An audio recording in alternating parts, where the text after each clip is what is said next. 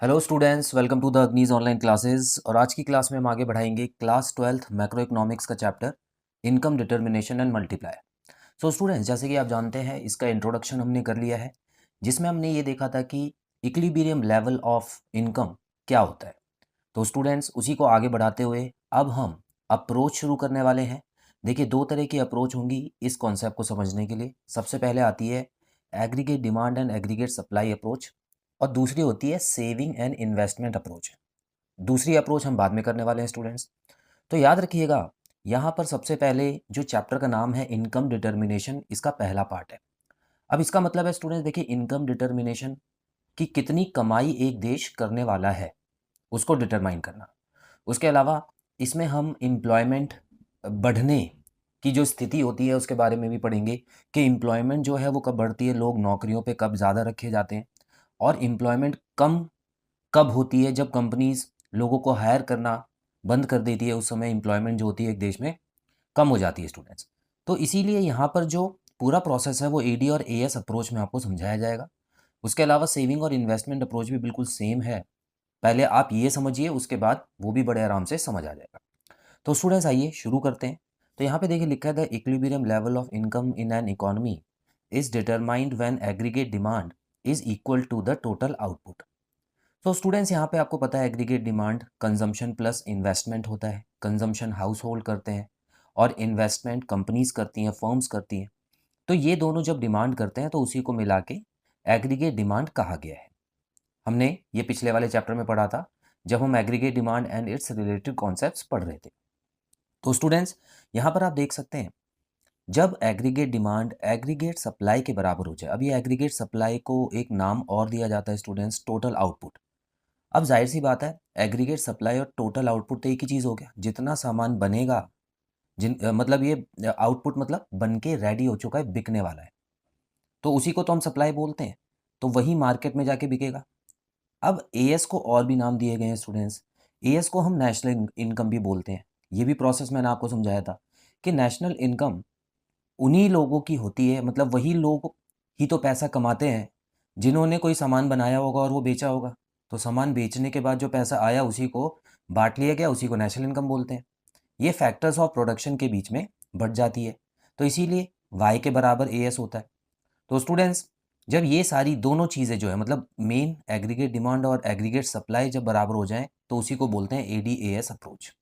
और वहीं पे मिलता है हमको इक्विलिब्रियम लेवल ऑफ इनकम। ठीक है। In short, equilibrium occurs when AD is equal to AS. ठीक है, तो अगर शॉर्ट में आप देखा जाए तो बस ये वाला जो केस है, यहाँ पे इक्विलिब्रियम होता है। अब क्या हमेशा यहीं पे रहते हैं हम लोग? हमारा देश हमेशा एडी और एएस के बराबर ही रहता है? नहीं स्टूडेंट्स, कभी कभी एडी जो है वो ऊपर चला जाता है, मतलब ये बढ़ जाता है। तो ऐसे केसेस में हम बोलते हैं कि AD is greater than AS. Demand ज़्यादा आ रही है, सप्लाई कम है, तो उसके अलग कॉन्सिक्वेंसेज होते हैं। उसके अलावा कभी कभी एडी कम हो जाता है और सप्लाई बढ़ जाती है, तो उसकी वजह से सामान जो है वो एक्स्ट्रा पड़ा रहता है हमारे जो प्रोड्यूसर्स हैं उनके पास। तो इसीलिए स्टूडेंट्स, ये दोनों ही अलग अलग लेवल पे आ सकते हैं, लेकिन इक्विलिब्रियम का मतलब है कि कुछ दिनों तक अलग लेवल पे आने के बाद अपने आप ही ये बराबर हो जाते हैं और यहीं पे आके रुक जाते हैं। ठीक है। चलिए, अब इसी बारे में हम बात करेंगे। तो स्टूडेंट, जब भी ये क्वेश्चन आता है ईडी एंड एएस अप्रोच का, तो सबसे पहले तो आप इसकी एक डेफिनेशन लिख दें कि ये इक्विलिब्रियम लेवल होता है जब एडी और एएस बराबर होता है। उसके बाद आपको एक शेड्यूल बनाना होगा जिसको हम टेबल भी बोलते हैं। तो इस टेबल को ध्यान से देखिए स्टूडेंट्स, इसमें सारी लेवल्स आपको एक्सप्लेन किए गए हैं। जैसे कि हम पहले से जानते हैं स्टूडेंट्स कि यहाँ पर देखिए इनकम इनकम वाला टॉपिक जो है हमने पिछले चैप्टर में कवर किया था।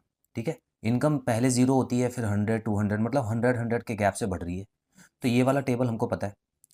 तो उसके अलावा कंजम्पशन जो थी 40 से शुरू होती है, क्योंकि जब हम कुछ नहीं कमा रहे होते तब भी कुछ खर्चा हो रहा होता है, इसको हम ऑटोनॉमस कंजम्पशन बोलते हैं। 40 से शुरू होती है और उसके बाद 80 के गैप से ये आगे बढ़ती है। तो ये कॉलम भी हमने पढ़ा हुआ है। सेविंग जो होती है वो इनकम में से कंजम्पशन को माइनस करने के बाद आती है। तो यहाँ पर आप देख सकते हैं स्टूडेंट्स, माइन माइ -40 से शुरू हुई है और ये जा रही है -20, 0, 20, 40, 60, 80, मतलब 20-20 के गैप से बढ़ रही है। इतना क्लियर है? अच्छा, इन्वेस्टमेंट को यहाँ पर ऑटोनॉमस लिया जाता है स्टूडेंट्स। ये ऑटोनॉमस इन्वेस्टमेंट है, मतलब इनकम बढ़ने या कम होने से इसकी जो अमाउंट है उस पर फ़र्क नहीं आता है। ठीक है, इसको बोलते हैं ऑटोनॉमस इन्वेस्टमेंट, तो ये सेम रहती है। तो ऐसा माना जाता है कि गवर्नमेंट अपनी इन्वेस्टमेंट कर रही है। चलिए, अब एडी क्या होता था स्टूडेंट्स? एडी होता था सी प्लस आई, मतलब इन दोनों को आप जोड़ते जाइए और एडी का कॉलम आपका आ जाएगा। उसके अलावा एएस क्या होता था? C plus S. देखिए, एग्रीगेट सप्लाई में हम कंजम्पशन और सेविंग पढ़ते थे। और ये भी क्यों पढ़ते थे याद होगा आपको स्टूडेंट्स। देखिए, नेशनल इनकम मतलब वाई, है ना। देखिए, इनकम और ये वाला कॉलम दोनों बराबर नजर आएंगे आपको, क्योंकि ये दोनों बिल्कुल सेम होते हैं और एक ही चीज़ को बोला जाता है। जितना सामान हम बेचते हैं तो उससे जो कमाई होती है, वो फैक्टर्स ऑफ प्रोडक्शन जो होते हैं, जैसे लैंड, लेबर, कैपिटल और एंटरप्रेन्योर, वो अपने अपने घर ले जाते हैं पैसा कमा के, और उस पैसे से या तो कंजम्पशन करते हैं या सेविंग करते हैं, या तो खर्च करते हैं या बचाते हैं। यही दो काम हो सकते हैं ना स्टूडेंट्स। तो इसी वजह से इनकम को कंजम्पशन और सेविंग के बराबर माना गया है। Y is equal to A S होता है। अच्छा, अब देखिए सारे कॉलम्स हमने समझ लिए हैं। उसके अलावा यहाँ पर आप देखिए एम्प्लॉयमेंट की भी बात हो रही है, ये भी बता देता हूँ आपको। 0, 10, 20, 30, 40, 50, 60। तो यहाँ पे एम्प्लॉयमेंट इन लैक्स है। अब यहाँ पे एम्प्लॉयमेंट क्यों बताया गया है स्टूडेंट्स? हमेशा याद रखिएगा, जितनी सप्लाई बढ़ती है स्टूडेंट्स, उतना ही एम्प्लॉयमेंट बढ़ता है। सप्लाई जो होती है वो डायरेक्ट रिलेटेड एम्प्लॉयमेंट से होती है। अब सप्लाई कब बढ़ेगी? जब प्रोड्यूसर्स को प्रॉफिट होगा, उनको लगेगा कि डिमांड आ रही है, तो इसका मतलब शुरुआत डिमांड से होती है। तो डिमांड बढ़ेगी तो सप्लाई बढ़ाई जाएगी, और सप्लाई बढ़ाने के लिए एम्प्लॉयमेंट बढ़ेगी। तो कहीं ना कहीं स्टूडेंट्स ये इंटरकनेक्टेड है सारे। ठीक है, तो आउटपुट, एम्प्लॉयमेंट और इनकम, नेशनल इनकम, ये तीनों चीज़ें एक ही तरफ से आगे बढ़ती हैं। अब यहाँ पे समझने वाली बात क्या है स्टूडेंट्स? देखिए, आपको बस इन दोनों को कंपेयर करना है लास्ट में। इन दोनों कॉलम्स को कंपेयर करना है। अब आप देख सकते हैं पहले 4 रोज में, ठीक है, फर्स्ट 4 रोज आप देख सकते हैं यहाँ पे एग्रीगेट डिमांड जो है वो ज़्यादा है ना, ये वाला कॉलम ज़्यादा है। तो इसका मतलब यहाँ पर मैंने इस ब्रैकेट में लिख दिया है ए D is greater than A S. अच्छा, नीचे के 2 रोज में आप देख सकते हैं सप्लाई जो है वो बढ़ गई है, सप्लाई ज़्यादा है, डिमांड कम है। तो यहाँ पर मैंने लिख दिया है ए D is less than A S. और बीच में आपको एक कॉलम नज़र आ रहा है स्टूडेंट्स, ये देखिए 400 और 400 का, है ना, जिसमें एम्प्लॉयमेंट कितनी है? 40 है, और इनकम 400 है। तो यहाँ पे इस वाले कॉलम की अगर आप बात करें तो इसको बोला जाता है इक्विलिब्रियम लेवल ऑफ इनकम। ठीक है, मतलब इस लेवल पे एग्रीगेट डिमांड और एग्रीगेट सप्लाई बराबर है। तो इकोनॉमी जो होती है स्टूडेंट्स, इसी लेवल पे ऑपरेट करती है, और चीज़ों का जो प्राइस होता है वो अ, इसी लेवल पे निर्धारित किया जाता है। ठीक है, अब कहानी क्या है? देखिए, इक्विलिब्रियम का मतलब क्या होता है कि एक ऐसी जगह जहाँ पे अगर कोई पहुँच जाए तो वहाँ से वो हट नहीं सकता। मतलब अगर वो ऊपर जाना चाहे तब भी वो नीचे आ जाएगा खिंच के, और नीचे जाना चाहे तो भी वो ऊपर आ जाएगा। अब ये ऐसा क्यों होता है स्टूडेंट्स? देखिए, एक शॉर्ट चीज़ है, हालांकि ये अगले पार्ट में आपको अच्छे से बताऊंगा, जब A D and greater than A S और A D is less than A S के बारे में अलग से बात करेंगे। फिलहाल आपको बस इतना पता होना चाहिए। देखिए, एग्रीगेट डिमांड जब ज़्यादा होती है स्टूडेंट्स, तो क्या होता है कि लोग खर्चा करने के लिए रेडी हैं, लोग डिमांड कर रहे हैं, लेकिन दुकानों पे उतना अवेलेबल नहीं है सामान। ठीक है, तो मान लेते हैं इनमें से किसी लेवल पे आ गए। अब क्या होगा? दुकानदार खाली तो बैठेंगे नहीं, और ना ही प्रोड्यूसर खाली बैठेंगे, क्योंकि उनको तो पता है कि ये प्रॉफिट कमाने का अच्छा मौका है। तो वो तुरंत ही कोशिश करके सप्लाई बढ़ाएंगे। ठीक है, सामान और बनाना शुरू करेंगे, भले ही उनको और फैक्ट्रीज खोलनी हो, या हो सकता है कोई नए प्रोड्यूसर्स भी आ जाएं उस टाइम मार्केट में। तो ऐसे में क्या होगा? धीरे धीरे धीरे धीरे एग्रीगेट सप्लाई जो है वो एग्रीगेट डिमांड के बराबर आ जाएगी, तो यहाँ पे पहुँच जाएंगे। और उसका उल्टा अगर हम सोचें स्टूडेंट्स, कभी कभी क्या होता है कि डिमांड कम हो जाती है चीज़ों की, और प्रोड्यूसर्स जो है वो ज़्यादा बना देते हैं चीज़ें। तो ऐसे में क्या होगा कि जो प्रोड्यूसर्स हैं उनका सामान ख़राब होता जाएगा, उनके पास पड़ा पड़ा नहीं बिकेगा, स्टॉक बढ़ता जाएगा। तो वो प्रोडक्शन कम करेंगे, हो सकता है लोगों को नौकरी से भी निकालें, क्योंकि यहाँ पर तो उनको नौकरी दी थी, यहाँ पर नौकरियों से निकालना भी हो सकता है। तो ऐसे में क्या होता है स्टूडेंट्स, डिमांड जो है वो उसके बराबर आ जाती है एग्रीगेट सप्लाई, धीरे धीरे सप्लाई कम करनी होती है। तो ऐसे में स्टूडेंट्स क्या होता है कि लोगों को नौकरी से निकाला जाता है, अनएम्प्लॉयमेंट का सामना करना पड़ता है उनको। तो ये प्रॉब्लम थोड़ी सी ज़्यादा, इसको खतरनाक माना जाता है जब सप्लाई ज़्यादा होती है।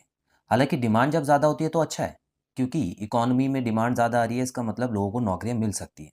तो अगर यहाँ पर स्टॉक खाली पड़ा रहा तो भी ये खिसक के यहाँ पे आ जाएंगे। और अगर इस जगह ऑपरेट कर रही है इकॉनमी तब भी वो खिंचकर यहाँ पे आ जाएगी, तो इसीलिए इस जगह को इक्विलिब्रियम बोला गया। क्लियर है? बड़ा ही सिंपल फंडा है, आप देखिए बस नंबर्स का खेल है, और इसमें भी आपको सारे नंबर्स याद नहीं करने। देखिए ये वाला कॉलम याद करना है, ये वाला करना है, ये तो अपने आप ही बनेगा इन दोनों से, सेविंग का माइनस करके। और इन्वेस्टमेंट में तो एक ही नंबर लिखना है आपको, तो अगर आपको ये 4 कॉलम्स आते हैं स्टूडेंट्स, तो आप ये दोनों भी निकाल ही लेंगे और उसके बाद ये भी बन जाएगा। तो इस तरीके से आपको इसको समझना है। एक कर्व भी है इसका, ये भी देख लेते हैं स्टूडेंट्स जल्दी से। तो यहाँ पे जो इक्विलिब्रियम कर्व जो होता है वो कैसा बनता है, देखिए। तो हमको पता है स्टूडेंट्स कि हम एक्स एक्सिस पे दिखाते हैं इनकम को, आउटपुट और एम्प्लॉयमेंट को। अब ये तीनों चीज़ें एक ही, क्या एक ही हैं? बिल्कुल स्टूडेंट्स। देखिए इनकम, आउटपुट, एम्प्लॉयमेंट एक ही लेवल पे काम करते हैं, इसीलिए एक ही एक्सिस पे दिखाया है। अब कैसे? जितना सामान बनेगा उसको आउटपुट बोलते हैं, और वो सामान जाहिर सी बात है मार्केट में बेचा जाएगा, और फिर इनकम होगी। तो वो जो इनकम होगी तो वो यही लोग तो बांट लेंगे जिन्होंने आउटपुट बनाया है ना? 4 फैक्टर ऑफ प्रोडक्शन होते हैं। तो वो जो इनकम है तभी बढ़ेगी जब आउटपुट बढ़ेगा, और आउटपुट कब बढ़ेगा स्टूडेंट्स? जब एम्प्लॉयमेंट बढ़ेगी।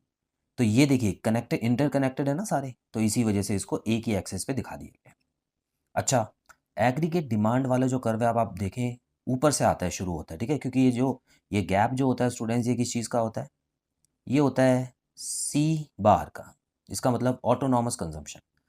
तो यहाँ से शुरू होके जब ये एडी को काटते हुए आगे बढ़ता है, ये वाली कौन सी लाइन है स्टूडेंट्स? एएस, जिसको हम, ये एएस लाइन हम बोल देते हैं, इसको हम इनकम वाली लाइन भी बोलते हैं, ठीक है? तो जब एएस और एडी बराबर होते हैं, आप यहाँ पे देखें, तो इसको इक्विलिब्रियम लेवल बोला जाता है। इससे पहले वाली स्टेज में एएस जो है वो कम है और एडी ज़्यादा है, मतलब ये वाला जो स्टेज है, इस वाले गैप की अगर हम बात करें तो इसको हम बोलते हैं AD is greater than AS. और बाद वाले गैप की बात करें स्टूडेंट्स, तो यहाँ पे एएस जो है वो ऊपर चला गया है, एडी नीचे रह गया है, तो आपको इस तरह से भी यहाँ पे लिख सकते हैं, ठीक है? अब ये इक्विलिब्रियम लेवल ऑफ इनकम है क्या? ये देखिए जहाँ पर ई जो है वो एक दूसरे को ये काट रहे हैं, तो वहाँ इक्विलिब्रियम लेवल हो गया, और उसी से आप सीधी लाइन नीचे ले आइए, तो एक्स एक्सिस पे जितना भी यहाँ पर वैल्यू आएगी उसी को बोलते हैं इक्विलिब्रियम लेवल ऑफ इनकम। मतलब एक इकॉनमी इस पे ऑपरेट करना चाहेगी, ना ही इससे लेफ्ट साइड में, ना ही राइट साइड में, और अगर करती भी है तो अपने आप ही इसी पॉइंट पे आ जाएगी, ठीक है? तो इसीलिए इस यहाँ पर जो इनकम है डिटरमाइन होती है कि एक देश की नेशनल इनकम क्या है, कितना सामान बना रहे हैं वो, और कितनी एम्प्लॉयमेंट उनके लोगों को मिल रही है। तो आप देखें तो बहुत ही सिंपल यहाँ पर एक डायग्राम है, ये भी आप बड़े आराम से बना सकते हैं। ये क्वेश्चन का आंसर आप इसी तरह दीजिएगा स्टूडेंट्स, जब ये 6 नंबर का अगर क्वेश्चन आ जाता है, जो कि मैक्सिमम आता है, ठीक है? चलिए थोड़े से कुछ और पॉइंट्स हैं वो भी देख लेते हैं स्टूडेंट्स। तो यहाँ पे आप देखें इंपॉर्टेंट पॉइंट्स क्या है यहाँ पे, तो उसी डायग्राम के हिसाब से हम इंपॉर्टेंट पॉइंट्स देख लेते हैं। पहला, E is the equilibrium point as A D is equal to A S, तो हमको पता है ई जो था वो इक्विलिब्रियम पॉइंट था। उसके अलावा O Y is the equilibrium level of output corresponding to point E. तो हमने ओ वाई कहाँ पे था? यहाँ पर देखिए, ओ यहाँ पे था, वाई यहाँ पे, तो ये जो दो लाइनें एक दूसरे को काट रही थी स्टूडेंट्स, तो इस वाले लेवल को बोला जाता है इक्विलिब्रियम लेवल ऑफ इनकम, ठीक है? The equilibrium level of income is ₹400 when AD is equal to AS। तो जब AD is equal to AS था, तो उस समय कितनी इनकम थी स्टूडेंट्स? 400 करोड़। तो इसका मतलब इतनी इनकम उस देश में अभी हो सकती है टोटल मिला के, क्योंकि इतनी ही डिमांड आ रही है, और डिमांड से ही सारी चीज़ें बढ़ती हैं, ठीक है? तो इतनी अभी रिक्वायरमेंट देश में चल रही है। It is a situation of effective demand as it refers to level of aggregate demand which becomes effective because it is equal to AS। तो स्टूडेंट्स कभी कभी इसको इफेक्टिव डिमांड भी नाम दिया गया है, ठीक है?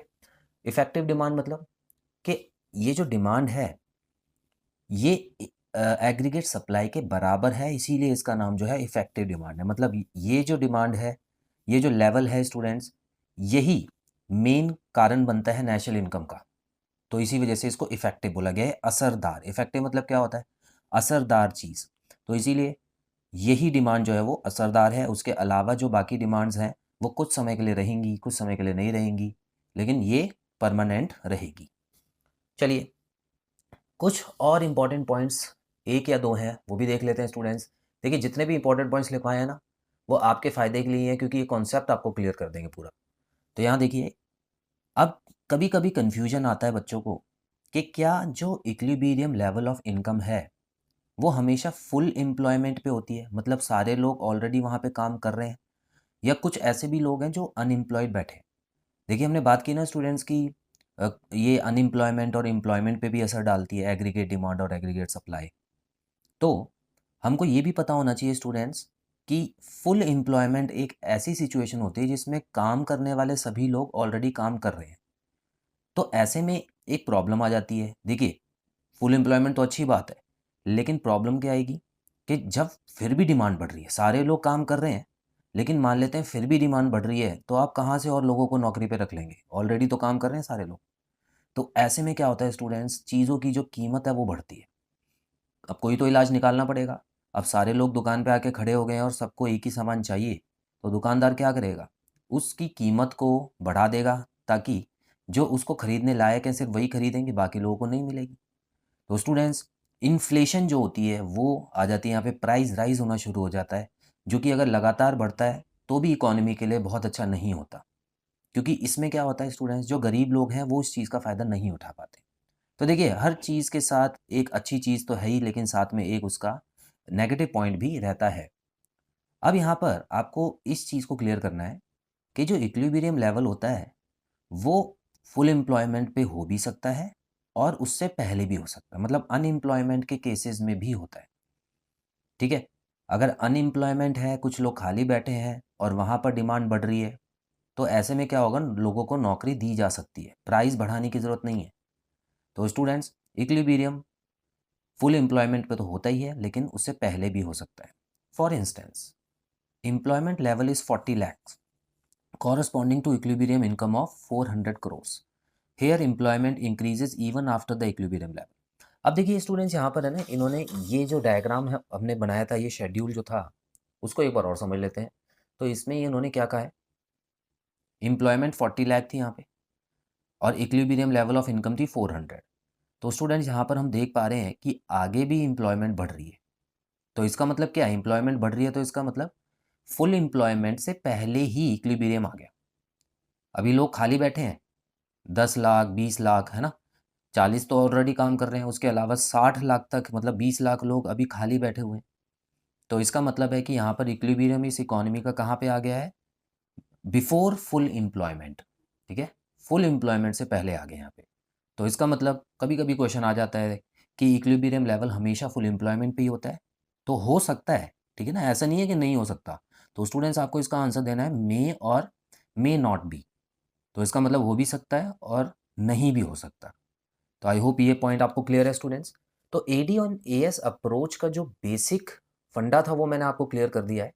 जब भी एडी और एएस बराबर होते हैं वहीं पे इक्विलिब्रियम आता है, और जब ये बराबर नहीं होते तो भी अपने आप ही ये खींचे चले आते हैं इक्विलिब्रियम के पास। तो स्टूडेंट्स, नेक्स्ट क्लास में मैं आपको एडी और एएस का ग्रेटर देन और लेस देन वाला जो कॉन्सेप्ट है क्लियर करूंगा, और उसकी वजह भी उसमें हम लिखेंगे। तो बहुत जल्द मिलते हैं अगली क्लास में नए टॉपिक के साथ। Till then, bye bye.